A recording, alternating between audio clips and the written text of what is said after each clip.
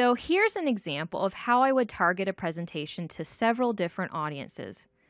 The portion of the presentation I'm going to show you was one that I initially prepared for a community Mothers of Preschoolers group who wanted to learn how to foster their children's healthy use of technology at home. There were about 60 women in the group, and some of them had their small children with them. The group met in a large fellowship hall type space and sat at round tables during the presentation. They had lots of questions about this topic and wanted to have time to discuss in small groups after my presentation. I began the presentation with a short video clip that set the stage for technology use having benefits. I wanted to begin on a positive note and establish that technology is worthwhile enough to invest this time in thinking about how it can best be used with young children. All the animals can be on top. She is just like every other 4-year-old. She wants to know how everything works. When Idara was about 2, I put some apps on my phone specifically for her, and they were puzzle apps, some numbers and some alphabets. I've heard that preschoolers can learn from apps, but I just wonder how much are they really learning? I figured that they would be familiar with the American Academy of Pediatrics recommendation of no screen time for children ages 0 to 5, and that they may not be aware that this recommendation was currently being redefined by the Academy due to developments in technology and related research. Now, this group brought me in to speak to them because I am an academic and I have a professional background in instructional technology. So I wanted to convey to them at the start of the presentation that the recommendations I would be making to them were based in scholarly sources. I felt that they would want practical applications that they could implement in their homes from that day forward. So, for instance, I gave them this table of information, and then I spent some time explaining it. This gave them a chance to study it too, and come away with a few key insights that we circled back to in later slides. Notice how the text on my slides is written in simple statements. The words are paired with visuals that were chosen because they illustrate the concepts, not because they are decorative. On this slide, I chose to include an image of myself with my 2 boys because it showed the audience that I too was a mother of small children, and it led to a story about being intentional with my own screen time to appropriately model healthy device use for my kids. Here's another example. I was sharing the results of a recent study on toy type and quality and quantity of parent-child communication during play. This audience did not need to know things like the research methods, literature review, instruments, or procedures used in this study. What would be interesting and meaningful to them would be the results and how these results could impact their toy selections with their children. So I brought in another image of my own child playing with one of the toy types, traditional, and used this slide as a jumping off place to explain the study results within the context of choosing when and what technologies to use with young children. I rounded out this presentation with some app recommendations within a framework of hand-eye coordination for preschoolers. The framework came from an authoritative source, a book by 2 very experienced early childhood educators, and the apps were ones that I had used with my own children. I then showed the mothers how they could find more digital media that had been reviewed and vetted by the Common Sense Media Organization. And we concluded with a discussion of their app recommendations and perspectives on daily time limits for media use.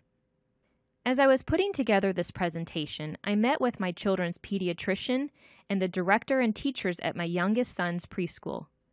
These conversations gave me some perspective on what they knew about the topic, and they gave me practice in explaining the concepts without instructional technology jargon to try to better connect with them. They also asked me to deliver the presentation to their staff as professional development. So I reworked this presentation from a live delivery for a room full of preschool mothers to a screencast video to professional care providers of young children. In doing so, I made a few changes. Rather than have an outline of key points that would prompt me during the delivery, I scripted out my audio narration for each slide. I tried to write it in a conversational way, though, so that it sounded more natural and less impersonal. I removed the videos so that the overall presentation was shortened, and all of the content was my original work. I addressed the key points that the videos illustrated within the other slides. I was intentional about the pacing of my voice as I narrated each slide and tried to provide just the right amount of detail as I thought about the staff at the pediatrician office and my son's preschool. The resulting screencast recording was about 47 minutes long, so if I was going to work to further improve this presentation for video format to a distance viewing audience, I could break the presentation into smaller segments that could be viewed individually. And perhaps I could develop some supportive handouts that could be used to guide small group discussion if these videos were used as part of professional development sessions, or assessments to identify how much the audience is retaining from the presentation. Now let's say that I was asked to deliver this presentation to one of our early childhood undergraduate classes here at the University of Houston. What might I adjust to better connect with this audience? Going back to my questions at the beginning of this video, I would think about the audience characteristics and try to find out more if I don't know much about them. What I do know at this point is that our early childhood undergraduate students would be listening to my presentation as part of a regularly scheduled class session. They might not have questions about the topic coming into the session. They are early in their teacher preparation program and haven't yet had much experience or training in this area. They are probably heavy technology users themselves, so they may be quite open to and readily would see the value in using technology with their future young learners.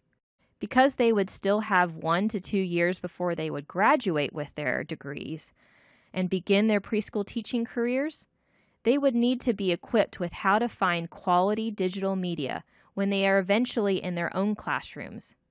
The apps they learn about now will likely be supplanted with other resources in this not-too-distant future. However, they need a place to start, to recognize the features of high-quality, developmentally appropriate digital media. So even though the example apps may not be the exact ones that they would use in their classrooms, these apps provide a foundation from which their understanding about educational media for early childhood begins and will continue to grow. As I look over the slides that I have developed, I could do a variety of things to connect with and engage this audience. I could ask for their thoughts on how early childhood educators can role model appropriate technology use as part of their teaching behaviors. This list could be recorded on a whiteboard or perhaps recorded in a collaborative Google Doc or Padlet digital bulletin board.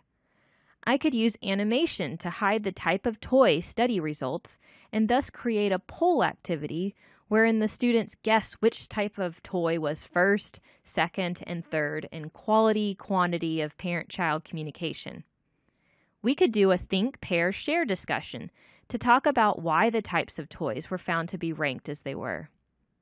Another thing that I might do differently for this audience is to have them go to the Common Sense Media website on their own devices, as it is common for our students to have at least a laptop, tablet, or smartphone with them in class.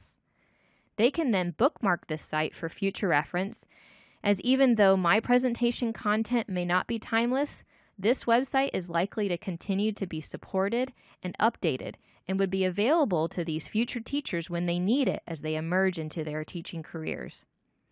I could guide them to explore the resources for parents, recommendations and reviews of apps, movies, and websites for learners in different age ranges, and how to sign up for email updates so that the information can come to them on a regular basis from here on out.